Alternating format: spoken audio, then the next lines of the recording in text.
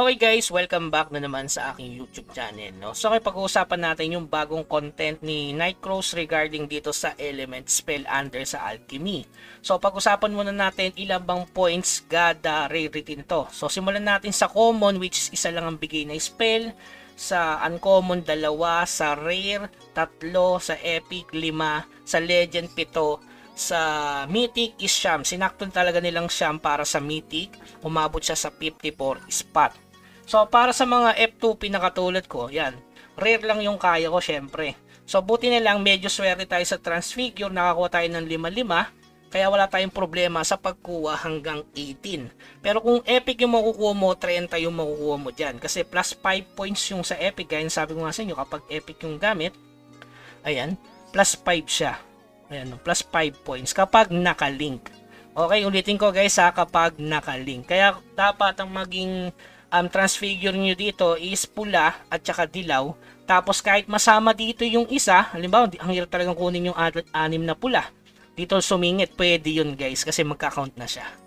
Ayan, mape-perfect mo yan kung puro epic hanggang 30. Kaya kung medyo swerte ka at may legend ka na yan, mas maigi kasi plus 7 ang bilang nun. Pero kung F2P ka at rare lang talaga yung kaya mo, kasi nga bibili ka ng ano yan summon yan. Unless hindi, di ba? So ayan, hanggang 18 lang talaga yung sagad. Ayan, sagad na guys. Okay? So yung ba kasi magbibuild dyan ng AQ. Pero sa akin, mas goods to guys. Isipin mo, dalawang stat na ganito. Kahit F2P ka, nadagdagan yung stats mo ng PBE bonus, PBE ACC, tsaka PBE depth. Pati dun sa isa. So bali, kapag tatlo yan, pwedeng mag-multiply times 3 to. Pero kung gaya ng sabi ko nga kanina, kung marami kang epic nito, magbe-benefits ka, kasi hanggang dito yung status mo. Ita-times 3 mo yan guys. Kung puro epic ka, so yun, medyo mahirap yun. Pero pwede ka namang kumombo niyan. Halimbawa, eto, meron ako dilaw dito. Since 4 lang to at medyo swerte, may dalawang nakasingit dito na green. Yan, nakuha pa rin natin yung stats sa green. Yan.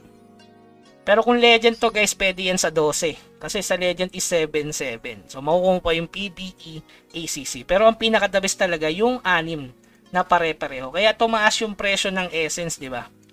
Kung makikita nyo yung essence, ayan, tumaas ng 54. Kaya hapon nasa 20 lang ata to or 30. Kasi yung mga kuya dyan, tatry nilang kunin yung 6x6 talaga nito. Kasi kung madadagdagan pa yung stats nila dito, di ba? Napaka-solid. Pero kung hindi talaga kaya, basta nakalink yung, basta lagi yung ililink. Yan, katulad yan, pwede na yan. Kahit isang stats lang. Ayan. Dapat talaga may legend para umabot ka dito. Siguro 2 or 3 legend, no, pwede na guys. Makukuha nyo tong basic 7. Ang ganda rin ito, no? Kaya maganda talaga kung legend hanggang 42. Tapos sa mythic hanggang 54. Kaya mapapansin mo, ang daming nagsosummon ngayon mula kaninang umaga. Lalo si Neo, no? Okay? So, ayan lang yung information regarding dito sa tinatawag nating element spell. Ayan, nakapulot pa tayo dito. Ayan, time masarta. Magkano to? O 119 dias din, no? Kita nyo, kakapulot ko lang. Yun yung silbi nung dagdag stats na yan. Kita nyo yung PBE bonus damage natin na walang buff. Ayan, 124 guys.